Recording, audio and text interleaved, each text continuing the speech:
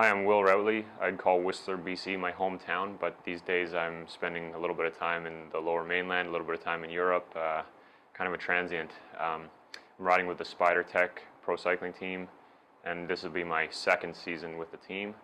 I've been riding a bike for about 14 or 15 years, but didn't start road racing until I was 21, so this will be coming into my 8th year as a full-time road cyclist. I'd say I got started in cycling as a way to bond with my father. Probably when I was about 13 years old, we went for our first mountain bike ride together, and we were both total beginners. We'd moved to Whistler, and it was new for both of us, and we both instantly fell in love with the sport. And yeah, I mean, we rode together, and then started racing, and we trained together all the way through till I was probably about 20 years old, and started spending more time on the road, traveling and racing. I'd say when I first started racing, I was a kid in school in Whistler, and it was all about the Looney race every Thursday night. So I don't know if I really admired any individual athlete or racer in particular. I just kind of went to these races every Thursday night all summer and thought I want to be the guy that wins them. And after a couple of years, when I was maybe 16, I started to win them and started to travel to BC Cups and things. And I was never a huge sports fan, so I don't think I ever looked up to any one idol in particular. I kind of liked the sport, and I looked at guys that were doing well, and I thought that looked like it would be a lot of fun, so I thought I wanted to be one of those guys doing well. When I started racing bikes, I was on the mountain bike, so I didn't know anything about road cycling at all. And then I started working with a coach, and he got me on the road, training on the road, and I started to do a few road races mostly to get fit for mountain bike racing, but then I quickly learned that road racing, I think I was actually better at road cycling, and I started to enjoy it more. I enjoyed the tactical side, and then I started to learn about Canada's history in road cycling, and it took me a few years before I even heard anything of Steve Bauer, and then of course I heard that he was this Canadian superstar cyclist, and then a few years later I met him in person, and I was speaking to him about riding with his team, and it actually took 2 years to get on the team, but once I was on the team, then I really did my research, and I didn't realize just how much of a superstar he was. And it's pretty neat to be working with, a Canadian cycling legend at the helm of our team. For me personally, as a road rider, road racer, I like to keep them guessing. People will say, "Oh, you're really skinny, so you must be a good climber." And I think I can go up short hills okay, but big mountains they're pretty tough.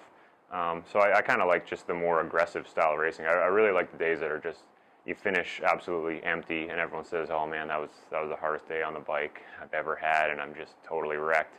Those are for some reason the days that I tend to do well, and I just enjoy them. I think maybe that's part of the lure of cycling for me. It's a big challenge, and it's really difficult. So I'd say just kind of the all-around sort of hard days, that's what suits me.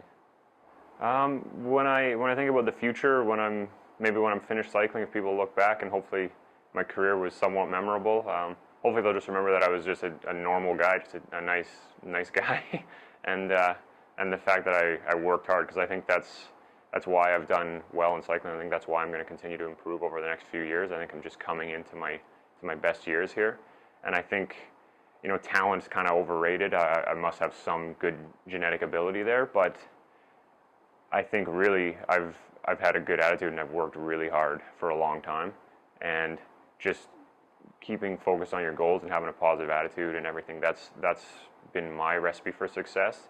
And hopefully people will look back and just say, "Hey, like, he kind of showed that anybody can do it if they're willing to work hard enough, and they're willing to have a good attitude and just focus on what they want to achieve." To say that there's been one single highlight in my career is kind of tough, because there's been a few in there that were good. And I mean, the first highlight's way back when I was a teenager and I just won my first mountain bike race, and you kind of had that eye-opening realization that, holy smokes, I can actually win bike races. I can achieve my goals.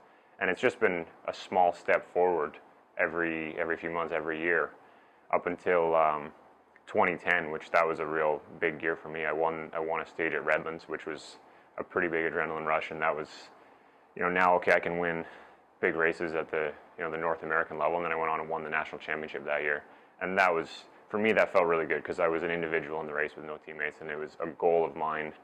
It had been a goal for a few years, but I really worked towards that national championship.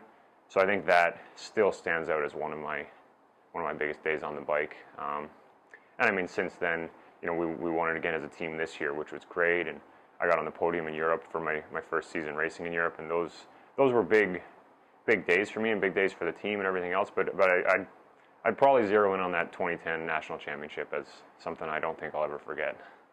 Just recently this year, I had the worst crash that I've ever had, and I was left with a few scars and a bit of a concussion, and it set me back. I really didn't have much of a season for the second half. And that was tough because, not only do you have to recover physically, but mentally you have to recover also. You had the concussion, and then you're back on the bike in that kind of dangerous, scary, aggressive world of pro European racing. And my hand's all taped up because I had a little fracture in my hand, and I'm just sort of suffering through it and just mentally trying to get focused and get comfortable again. But I'd say overall I've been pretty lucky because that was a setback and that was something to overcome, but I've seen many people that have overcome much more.